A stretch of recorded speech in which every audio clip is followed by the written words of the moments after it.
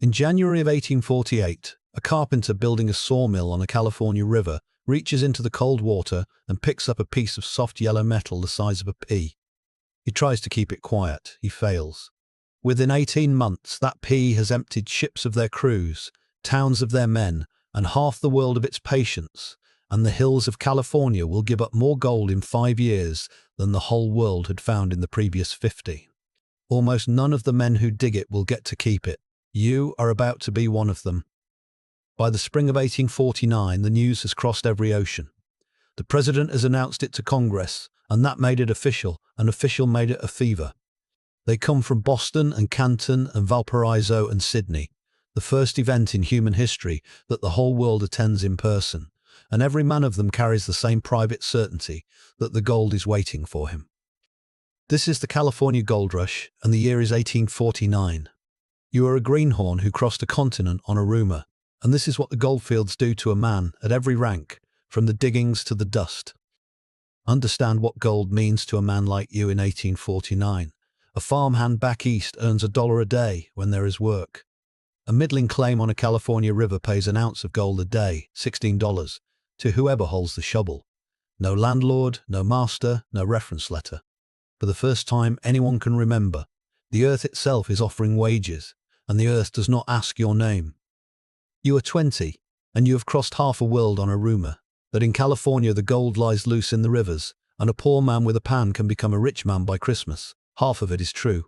It is the wrong half. You paid for the passage with everything you had and everything you could borrow, months at sea around the Cape, or through the fever swamps of Panama, or 1,000 miles of overland dust, and the road was already lined with the graves of men who wanted it as badly as you and got no further. The gold has not made a single man rich yet, and it has already killed thousands. You land in a city that is eating itself. 500 ships ride abandoned in San Francisco Bay, their crews gone to the diggings the hour they dropped anchor. Shops stand shut with "Gone to the mines" chalked on the door. Soldiers' desert, sailors' desert, the town constable desert. For one strange season, the entire machinery of ordinary life stops, because why would any man sweep a floor for wages when the rivers are paying ounces? The city behind you is being built and destroyed at the same speed. San Francisco grows from a village of 800 souls to a city of 25,000 in barely 2 years, and burns to the ground 6 times while doing it, and is rebuilt 6 times faster and louder each time, because nobody here has time to mourn a building. By 1850, the rush has done what nothing else could: drag California, fully formed, straight into the Union as a state. But you arrive, and the diggings take your breath. There is no wage here, no master, no paper. For the first time in your life, no one owns you. There is only the claim and the river and what you can take from it with your own 2 hands. It is the freest you will ever be, and the most alone. The Greenhorn. The river teaches you at once with cold water and backbreak. You crouch in the freezing current with a pan, swirling gravel for 10 hours, and at the end of the first week you have gold worth more than a month's wages at home, and blistered ruined hands and a fever, and you have never been happier. You learn the camp.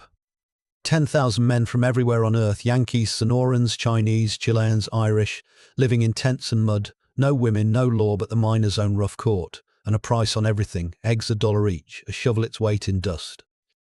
And learn the first quiet lesson of the diggings: scarcity pays better than gold. There are so few women in 100 miles that a woman who can cook or wash earns more than 3 miners put together, in dust, paid gladly. Some camps ship their laundry to Honolulu and wait months for it, because it is cheaper than the washerwoman's hour. Everything the miner cannot do for himself is a mine that never plays out. The camp. Learn the camp, because for now it is your whole world. It is a city of tents that appeared in a season, with no women, no church, no law, and nothing to spend your gold on but whiskey and cards. And so the gold that men nearly die pulling from the river runs straight back out of their pockets by lamplight, and the only men certain to profit are the ones holding the cards and the bottle. Sunday is the day the camp becomes human. The express rider comes in with the mail, and men who face the river without blinking stand in line for hours and pay an ounce of dust for a single letter, and read it and go quiet, and some of them walk off alone among the trees for a while. 10,000 men, and every one of them is somebody's son who promised to come home rich. Money itself goes strange here. There are no coins worth carrying, so gold dust is the currency, weighed for everything, and a pinch between thumb and forefinger passes for $1, which is why every bartender in California is hired for the size of his thumbs. A man carries his whole fortune in a pouch against his skin, and the assay of it, clean dust or dust cut with brass filings, is a matter men are killed over. And where 10,000 lonely men hold gold, the show business arrives at a gallop.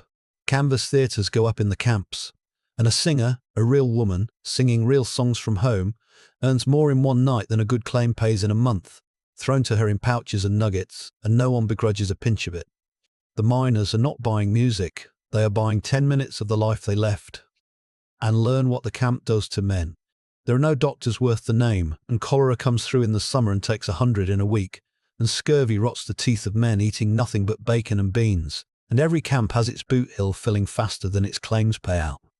You are young and strong and certain it will not be you, exactly the way every man under those boards was once certain. You are lonelier than you have ever been. There are no families here, no women, no letters for months, only 10,000 men each privately homesick and none of them saying so, and you learn that a man can be perfectly free and perfectly wretched at the same time, and that the two are not even opposites. Then the rains come, and the diggings drown. From November the rivers run too high to work, the trails become bogs no mule can cross, and 10,000 men sit in leaking tents doing arithmetic they do not like. Flour at $1 a pound, boots rotting on their feet, and the dust pouch getting lighter with nothing coming in. Winter is when the camps eat their own summer. The men who planned for it hold on.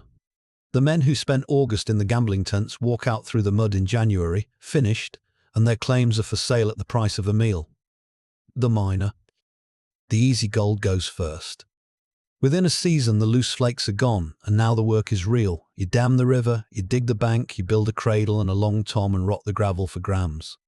You're a miner now, not a lucky boy, and mining is just labour with a better rumour attached. Learn the law you all invented. A claim is 10 feet square, held by the tools standing in it, and a man who jumps another's claim answers to the whole bar.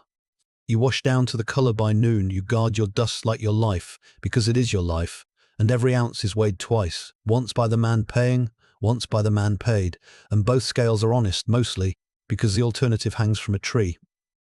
And you watch the truth of the diggings arrive. For every 100 men who break their backs in the river, one strikes it rich, and 10 quietly go broke and slink away or don't. The gold is real. The dream that it is fairly shared is not. And begin to see what the gold costs the land that holds it. Whole rivers are turned from their beds, hills are shaved to gravel. In the years ahead, men will aim water cannons at mountainsides and wash them into the valleys, burying farms and killing rivers. And the courts will spend a generation deciding whether a man's right to gold outweighs everyone else's right to everything under it. The diggings are the first place you ever saw men mine the future to pay for the present. The law of the camp. There is no law but the one the miners make, and it is quick and it is rough. A man caught stealing gold is tried at the stump in an hour and flogged or hanged by dusk, and everyone agrees it is justice, and mostly it is. And sometimes it is just the strong deciding what they please, and out here there is no difference a poor man can appeal to. And you learn who that rough justice is really for. When the diggings crowd, the American miners turn on the foreign ones, the Sonorans and the Chileans and the Chinese who came just as far and worked just as hard, and tax them, and drive them off the richest claims at gunpoint, and call it protecting the diggings. You watch it, and some part of you is ashamed, and some part is glad it is not you, and that is exactly how it is always done. And know the price paid by the people who were here before any of you. Before the gold, more than 100,000 native people lived in these valleys. Within 25 years, disease, starvation, and plain murder, some of it paid for by the new state itself, will leave fewer than a third of them alive. No rank in this story pays like theirs. You will spend the rest of your life not talking about what you saw, and your silence will be the most ordinary thing about you. The prospector. So you stop trusting the river and start trusting your head. You range out alone, reading the land, following the gold up the streams to where it comes from. It is the freest work of all and the most dangerous, a man alone with a mule and a pistol, and the ones who don't come back are not counted. You find enough to keep going and never quite enough to stop. And slowly you understand the joke the whole country is playing on men like you. The ones getting rich are not in the river at all. The storekeeper. The men who got rich sold the shovels. They sold the eggs and the whiskey and the picks and the passage. They never once stood in the cold river. They stood behind a counter and let 10,000 dreamers pour their gold across it. So you stop digging and you open a store. History will keep the receipts. The lasting fortunes of the gold rush belong almost entirely to the sellers, the wagon men, the bankers, the blanket merchants. A Bavarian peddler named Levi Strauss will land in San Francisco with dry goods and put his name on the trousers of the whole working world. The miners' names are on the boot hills. Remember which list your family was climbing toward. You take a pinch of dust from every transaction, and a pinch from 10,000 men is a fortune no river ever gave up. You did not find the gold. You positioned yourself where the gold had to pass, and you let it. That is the whole secret, and almost no one who crossed the world for it ever learns it. The owner. With the store's money, you buy what the broke men sell cheapest of all, their claims. You hire the very miners who once were your equals, and you pay them a wage now, and you take the gold their hands pull out. You have become the thing you crossed the world to escape. You have become the master. You are rich, you did it, and you are exactly what you fled, a man who earns other men's labor, only now you're on the right side of it. You will marry and prosper and tell your grandchildren the diggings made you free. You will not tell them the free part lasted one season in a cold river before you learned better. That is the gold rush, the one time in his life a poor man was offered the earth itself, and the earth kept its word, and the world around it did not. The rivers gave up exactly what was promised. It was everything built beside the rivers, the stores, the scales, the courts, the laws, that decided, as it always decides, where the gold would finally come to rest. Your family's line runs 5,000 years through places like this. The workhouse, the whale ship, the plague village, the asylum, the trenches, every one of them a ladder, every rung paid for. If you want to climb the rest of it with us, subscribe. The line is long, and we are telling all of it. One Greenhorn who crossed a continent for a rumour and found the only people who got rich were the ones who sold him the shovel. History is full of these rushes. We are opening them, one life at a time. Subscribe, and no one gets forgotten twice.